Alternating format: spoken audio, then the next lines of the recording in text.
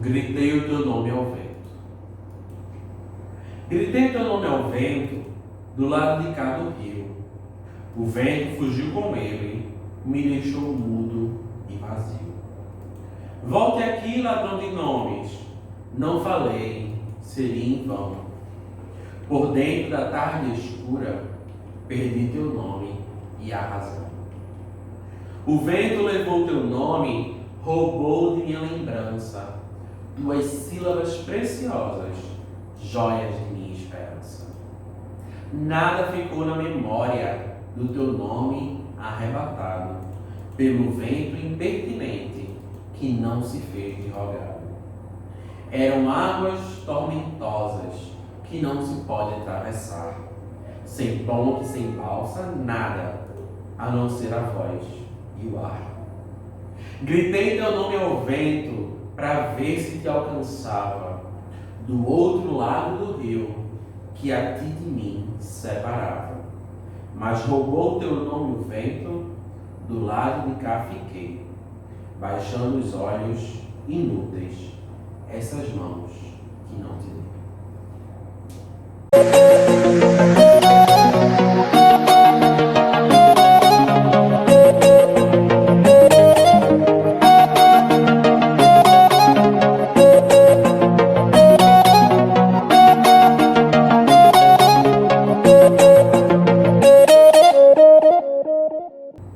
Olá pessoal, tudo bem com vocês? Professor Vinícius, mais uma vez, aula de língua portuguesa. Hoje, mais uma vez, nós vamos continuar abordando alguns aspectos dos conteúdos já estudados desse módulo 4 e vamos observar alguns detalhes a respeito desses conteúdos. Então, pegue o material, deixe o caderno aberto para anotar uma dica ou outra e interagir, ok? Primeiramente, nós vamos retomar rapidinho algumas questões sobre o nosso gênero textual, que é conto de enigma, ok?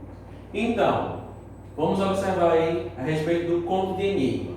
Nossa definição: conto de enigma pode ser definido como uma forma de produção textual na qual o autor conta uma história com mistério e muito suspense. Que características esses textos podem ter? As principais características de um conto enigmático são mistério, pistas que estejam ligadas ao crime, descrição de lugar, tempo e personagens. E que momentos nós podemos encontrar nessa narrativa? Uma narrativa caracterizada por momentos diferentes, nos quais o narrador vai colocando cenários e acontecimentos diferentes para prender a atenção do leitor. São eles: situação inicial, clímax, conflito e desfecho. Ok, e a função social? A função social de um conto de enigma é entreter o leitor, porém, também ajuda a melhorar o raciocínio do cérebro.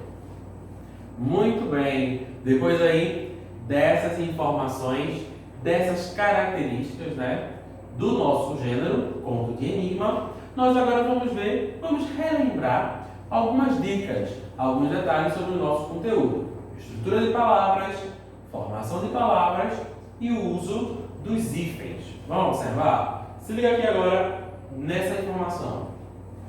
Lembram que nós vimos lá no começo, no processo de formação de palavras, que a gente diferencia quando a gente tiver palavra mais palavra ou prefixo mais palavra? Pois é, nesse processo, seja por derivação ou por composição, é importante nós percebermos quais são os elementos que estão ali compondo aquela palavra. Então se ligam, em relação a hífen, quando nós tivermos palavra mais palavra, o hífen vai ser usado se não houver um elemento de ligação.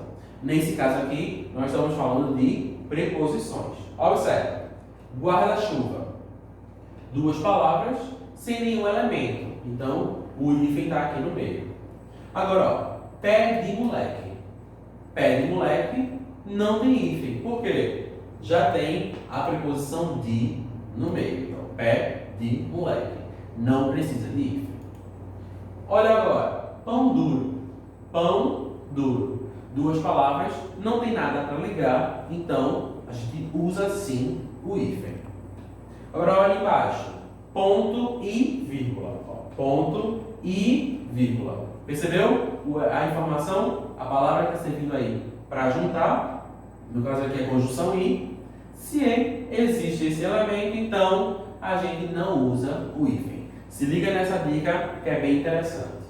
De novo, vamos relembrar a respeito do uso de hífen, se usa ou não. Prefixo mais palavra. Se liga nisso, a gente falou disso nas aulas anteriores. A gente usa o hífen para separar quando as letras são iguais. Então eu tenho aqui, ó, micro-ondas, o O repetido. Então a gente usa o hífen. Agora olha embaixo, autoescola. As letras são diferentes, O, E. Então não usa hífen. Lembra? Os opostos se atraem? Pois é, diferentes, junta. Se for iguais, separa com hífen. E a outra regra é se começar com a letra H. Então eu tenho, ó, pré-história, começou com H, então usa o hífen. Super-herói, herói começou com H, então usa o hífen. A outra dica, já está repetido, mas é muito importante vocês não esquecerem isso. A gente duplica R ou S, se estiverem depois de vogal, por conta do aspecto fonológico, por conta da pronúncia das palavras. Mais uma vez, ó, mini saia, quando a gente junta, tem que ter dois S's para poder ficar com a mesma pronúncia, e semi-reta, tá? Semi terminou com I, reta. Semi-reta tem que ter dois R's para manter a pronúncia, beleza? Muito bem, vamos ver agora outro exemplo. Olha aqui, super salários. Comigo não tem esse negócio de teto, não. E eu, que nem teto tenho. Ok? Temos aqui uma charge, aqui falando sobre a questão econômica. Vejam, a representação de alguém que não está bastante claro quem é. Se é um político, se é um banqueiro, se é um empresário. Nós não temos a explicação clara de quem é essa pessoa, mas a gente acaba inferindo pelo contexto. E temos aqui, ó, uma família que está em situação de vulnerabilidade. E veja como é a questão. Comigo não tem esse negócio de teto, não. Aqui a gente está falando de teto no sentido de salário, né? Você não tem teto, ou seja, não tem o máximo enquanto eu vou receber. Enquanto a família diz, e eu que nem teto tenho. Então veja a palavra teto mais uma vez, só que aí agora com outro significado, né? Com o significado de moradia. Se ligou? Pois é. É uma polissemia. É a mesma palavra, mas mostrando dois significados nesse contexto. Pronto. Só que eu quero chamar a tua atenção aqui para a formação dessa palavra, ó. Super salários. E minha coordenação motora foi longe agora, ficou bem troncho. Vamos de novo. Super salários. Percebeu? Eu tenho salários, que é uma palavra, e tenho super, que é um prefixo. Olha, não tem hífen. Por que não tem hífen?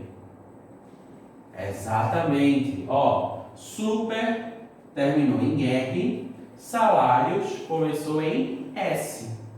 Palavras que têm as letras diferentes, os opostos se atraem. Então, super salários não tem hífen por causa dessa regra. Ok? Apaguei aqui. Vamos para o próximo. Olha agora. Armandinho para vocês. Será que ainda precisa quarentena? Parece tudo bem. Paciência, meu filho. Porque se parece tudo bem, é sobretudo graças à quarentena. Nós temos aí uma tirinha falando sobre essa situação, sobre enquanto a gente vê as pessoas na rua andando como se nada estivesse acontecendo, né? Alguém mostrando que a quarentena foi e é necessária no momento de pandemia. Eu quero chamar a tua atenção para essa palavra aqui, quarentena, uma palavra que foi muito usada nos últimos meses, tem sido muito usada nos últimos meses. Quarentena. Qual é o processo de formação dessa palavra? Pois é, se você pensou em quarentena em relação ao número 40, você acertou. Exatamente. Quarentena é o período de tempo relativo a 40 dias. Então, quarentena tem como radical a mesma palavra de 40. Mesmo, e aí tem uma questão interessante. Mesmo que, em relação à pandemia do coronavírus, e a gente disse, a pessoa vai ficar em quarentena. Por quanto tempo? 15 dias. Beleza. Ficou em isolamento. Porque se a gente fazer realmente quarentena, teria que ser 40 dias. Esse é o conceito de quarentena. Porém, no período agora do coronavírus, esse significado foi modificado. Mas aí vamos deixar isso de lado. Então a gente já sabe, quarentena vem de 40. Então, até o T, nós temos o mesmo radical. Então a gente tem um radical e tem um sufixo. Isso. Então temos 40, é o radical, e ena com sufixo. Então aí, que processo é esse que nós temos? É um processo de derivação sufixal. Eu pego o radical, coloco um sufixo, formo uma nova palavra. E professor, ena é um sufixo? Sim. Se você pega a palavra 10 e junta com ena, fica o quê? Dezena. É um sufixo ou não? É. Se você pega centena, cem e ena. Ah, não, mas 100 mais ena fica cem-mena. Pois é. Mas aí a gente teve o auxílio da consoante de ligação. Foi colocado um T ali para ficar centena. E o M modificado pelo N. Percebeu? Pois é. Então aqui, quarentena. Derivação sufixal. Apaguei. Vamos ver o próximo. Esse é o mais fácil. Era do gelo, era do degelo. Olha aí. De um lado, nós temos, né, a representação, né, personagens do filme famoso, clássico. Mas o que a gente quer chamar a atenção é aqui, ó. Era do degelo. Ó.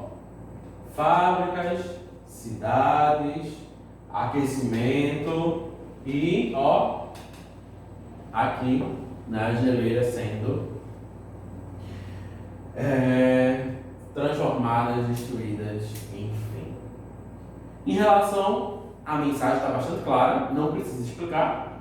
E ao processo também, né? Se eu tenho gelo, degelo. O que aconteceu? Eu peguei a palavra e coloquei um prefixo, ok?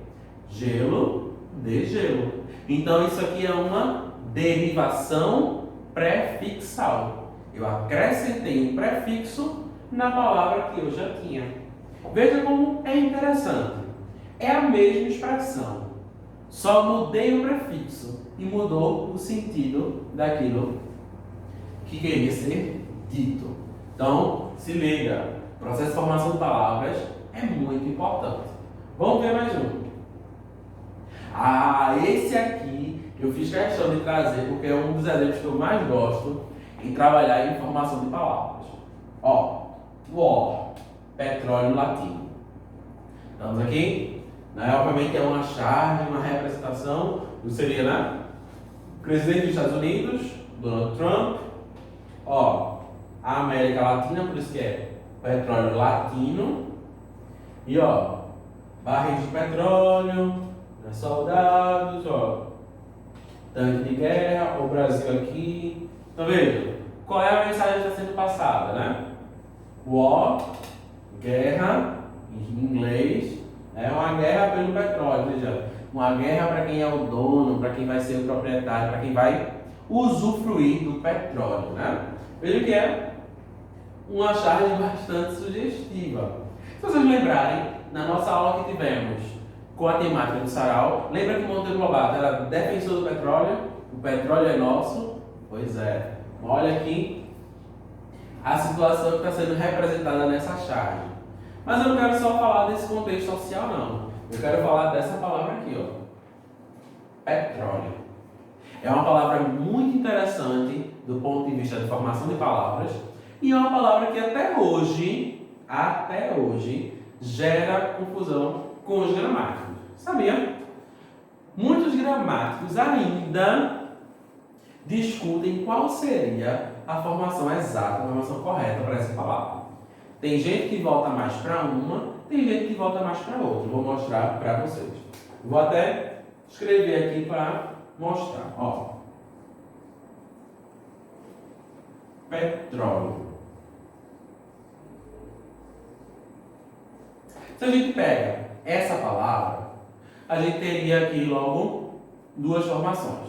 Se liga. Eu teria óleo, é a palavra mais fácil de identificar, né? Óleo. Então, eu dividiria aqui. Petróleo. Óleo. Tranquilo? E Petra. Que palavra aqui seria Petra? Aí é que tá. Nós temos duas possibilidades. Uma mais aceita, outra menos aceita. Mas as duas fazem sentido. A primeira seria que Petri seria de Petrus. Significa pedra. Ou seja, o que seria o petróleo? Seria o óleo das pedras. Veja, é interessante. A gente teria um radical, que seria um radical latino, né, de Petrus, que é de onde vem o nome Pedro, tá? Pedro, pedra, Petrus, é todos do mesmo radical.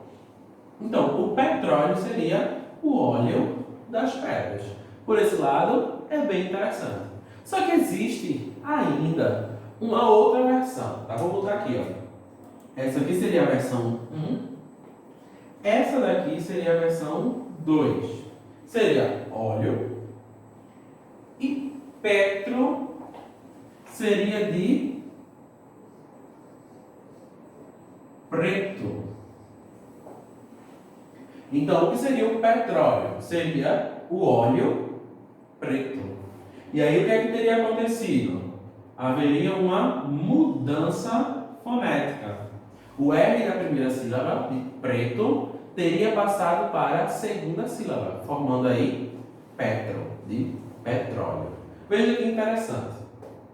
As duas fazem sentido. Porque se eu digo, como é o petróleo? É um óleo preto. Então, beleza. Né? O que é o petróleo? O óleo que foi retirado e encontrado relacionado aí à questão do solo, da pedra. Então, veja, formação de palavras tem sempre algo para a gente buscar. Sempre vai fazer a gente pensar um pouco mais, tá? E aqui, nessa situação, você pode escolher, beleza? Essa daqui tem um significado mais etimológico na história da língua portuguesa. Essa explicação aqui tem um significado mais prático, mais cotidiano.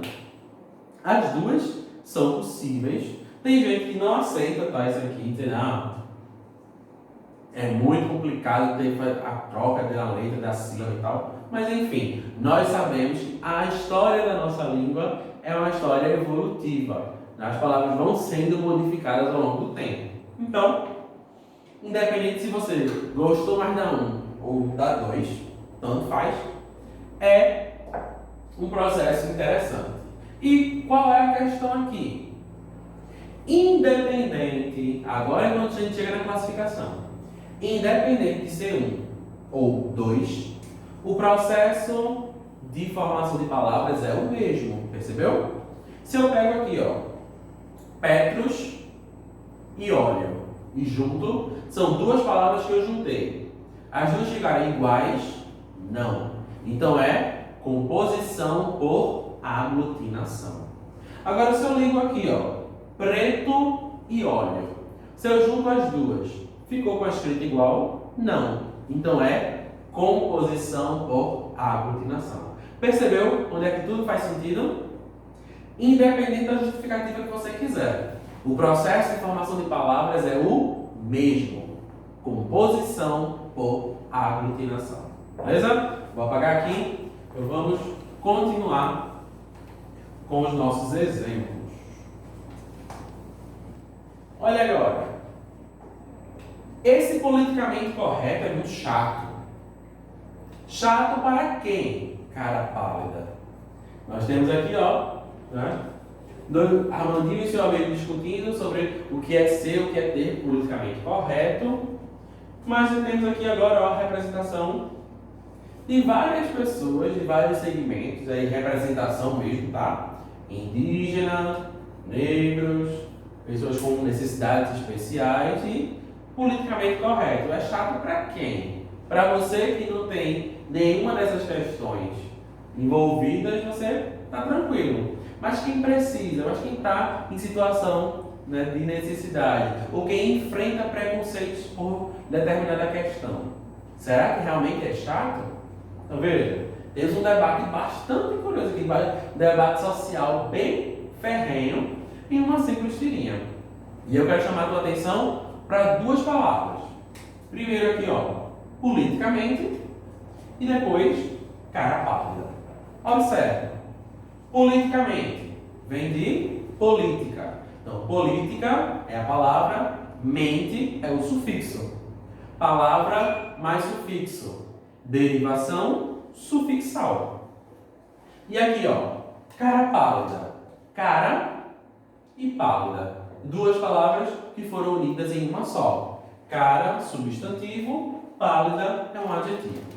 Houve mudança na escrita? Não. Então, cara pálida é o quê? Composição por justa posição. Os dois foram colocados juntos e nenhuma sofreu modificação. Ok? Apaguei aqui. Muito bem. Vamos lá. Estamos chegando no final da nossa aula e a atividade para vocês hoje é uma atividade de produção de texto. Já faz tempo que a gente não faz essa atividade e agora está aqui a proposta para vocês. O gênero é o gênero relato de memórias. O gênero do nosso capítulo 3. Pois é, vocês vão escrever um relato de memórias. E aí, eu estou propondo para vocês, olha o tema, aulas presenciais. Já temos aí vários meses que nós não temos aulas presenciais e você vai escrever um relato de memória. Quais são as suas memórias sobre as aulas presenciais? Uma lembrança que você tenha de algo legal, de algo divertido, de alguma situação. Pode ser desse ano, do ano passado, enfim. Você vai escolher uma memória de alguma coisa que você viveu nas aulas presenciais e vai escrever esse texto. No padrão, vocês já conhecem, 4, 5 parágrafos, entre 20 e 30 linhas, ok? Deixou ele lá, bonitinho, tira a foto, manda para mim que eu quero ler e quero conhecer as memórias ou reviver caso eu tenha participado dessas memórias de vocês. Tranquilo? Muito bem. Chegamos no final e eu me despeço de vocês com a esperança que tudo que nós trabalhamos hoje tenha ajudado vocês no processo de compreensão desses conteúdos. Bons estudos, até a próxima e tchau, tchau.